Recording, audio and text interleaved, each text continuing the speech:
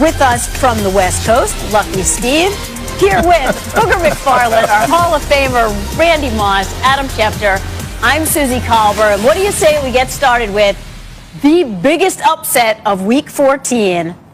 Jalen Hurts getting his first start as Eagles quarterback facing the Saints' #1 defense in the NFL. Doesn't sound ideal, but Hurts was solid, adding 106 yards rushing, the second most for a quarterback in their first start in NFL history. Didn't take a sack.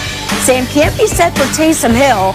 Credit to the Eagles pass rush for 5 sacks, constant pressure, a huge team win. Here's Peterson today. I was thinking of a lot of things, quite honestly. I was thinking of Carson, but I was thinking about the rest of the team and how the rest of the team played. Jalen played well. I mean, he was a big part of, the success we had on offense and obviously helping us win that football game. Looking back even to last week and the preparation and everything, I'm gonna continue with Jalen this week as the starter. Randy, how different did this team look to you with Jalen Hurts as the starting quarterback? Well, let me go back to the week that they lost to the Green Bay Packers when they put Jalen Hurts in at the end of the game. I've seen a team rejuvenated, even though they did lose. But yesterday's performance against the New Orleans Saints, when you hear a coach like Doug Peterson, he's been keeping us at bay for the last couple of weeks. But one thing that I know that the Philadelphia Eagles wanted to do within their offense is bring the RPOs, the run-pass options, back with a quarterback like Jalen Hurts. As you can see, Alshon Jeffrey, haven't seen him all season. But guess what Jalen Hurts was able to do, Book? He got the whole offense involved in the game, and that's what we've been speaking about for the Philadelphia Eagles for weeks. Can he get Zach Ertz and that company of offensive guys involved in this game? I think when you look at Jalen Hurts yesterday, like everyone's going to come out and say, well, is he the long-term answer? And truth be told, nobody knows. He's played one game. Let's see where he's going to go after that. But here's the thing I want to know. I think if you look into the comments that were made about Jalen Hurts' performance, it tells you everything you need to know about what they were missing from Carson Wentz. Here's what Miles Sanders says. He played awesome today. The tape shows for itself. He's so confident, and he's a natural leader. We just needed that. That tells me that those were things that Carson Wentz was not providing. So Miles Sanders, the starting running back, complimenting Jalen Hurts about what Carson Wentz was not providing. So all today, Steve, everyone's been talking about, hey, man, what was it? Was it a spark? What did Jalen Hurts bring? It's really simple. It was leadership. He galvanized the guys. And more importantly, the teammates on the team wanted to play with him. So that tells me for some reason, those same teammates are not wanting to or stepping their level of play up to play with Carson Wentz. And to me, that is a way bigger issue than whether or not Jalen Hurts is the long-term answer or what are we going to do with Carson Wentz. How come the other 52 members on that team step their level of play to play with Jalen Hurts and not Carson Wentz? Miles Sanders' words, not mine. I think you make a great point, Booger. In the end, I think it was the perfect scenario for Carson Wentz. He needs to see that in doing not simple, but the things that are easier than what he was trying. He was overwrought. He was stretching beyond the mark. He was carrying around too much weight. He was doing all the things that created some of the things he was trying to. I'm like, Carson, stop. Finally, last week when I said he's got to be benched, he's got to go and reset himself and recognize what quarterbacks are supposed to do. In some ways, not so much. And it is allowing your teammates to rally around you, your teammates to do the things that, like, as a team feels that. And I think, Booger, you make a great point. Carson Wentz needs to reset. If he can, he's a very talented football player. I really like him. I'm not afraid of him coming back and playing great football, but it was the perfect thing to see Jalen go in and just do the things that move teams, galvanize them in the locker room, galvanize them in the huddle, and he can do that. He had just lost track of it, and he needs to find it again. And, Steve, this leaves the Eagles in a spot. It's kind of funny where Doug Peterson comes out today and names Jalen Hurts the starter for this week.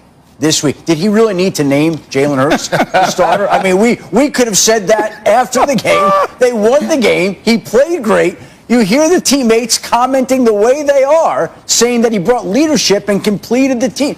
Of course Jalen Hurts is starting. And they're not going to say it and come out and say he's our guy the rest of the year. But there are 3 games left. Exactly. Why is Jalen Hurts not going to be the starter the rest of the year short of an injury? So it's Jalen Hurts' team for the rest of the season, and then they can evaluate What is the best for this team going forward? What about the future? Future for Peterson. Let's say Hurts plays great. Where do you think that stands? Does it help? I still think, look, in this league, it always comes back first and foremost to the coach and the quarterback. Yes. We've seen the starting quarterback get benched. The head coach's fate gets decided next. They've been pretty magical, though. With Peterson in December, they've pulled off some magical stuff before. Yes, they have, but it's very similar to the situation in Chicago. Nagy, his job is dependent upon how and can he fix Trubisky. Well, Peterson's job is very dependent upon how and can he fix Carson Wentz. And the last couple of years tell us he can't. So if you're asking today, are we leaning toward Doug coming back or Doug not? I would lean toward not based on the quarterback, because the quarterback financially, I know everyone's got all these different numbers. They can't get rid of him, I don't think, based on the numbers. Well, it's interesting, the fact that it even comes up, the fact that his future is an issue a few years after he won the Super Bowl tells you how chaotic this season has been in Philadelphia. We're talking about whether Doug Peterson will or won't be back. Man won the Super Bowl. Man is well liked. Man is well respected. And the man might be out of a job? Wow. And he might have Jalen Hurts winning games for them down the stretch in December.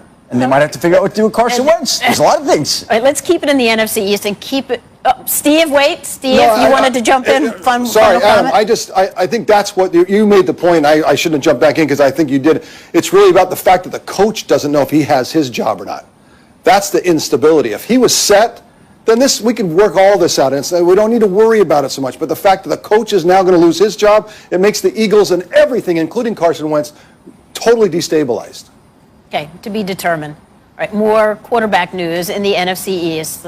Let's hear it. Alex Smith. Well, Alex Smith suffered a calf strain last night. Daniel Jones. Well, Daniel Jones, we'll start with him, Susie. And basically, if you'll notice yesterday, he came back, but he fumbled 3 times. He didn't attempt a single rush all game. He was not the same quarterback, and I think they admitted he wasn't right. Now, after the game, Joe Judge said he had some bumps and bruises. They're going to assess how he is at practice this week. As for Alex Smith, suffered a calf strain. Now, most quarterbacks who suffer calf strains basically are 50-50 for the next week. But Alex Smith, same leg, you have some questions. They'll see how it goes this week with Alex Smith before making any decisions. If he can't play, that would mean that Dwayne Haskins will be back behind center once again. And the Jacksonville Jaguars turn back to Gardner Minshew. Now, why is this significant? Because Jacksonville's in a race with the Jets for the first overall pick in the Trevor Lawrence sweepstakes. And Minshew gives the Jaguars a fighting chance. They play at Baltimore on Sunday, home for Chicago,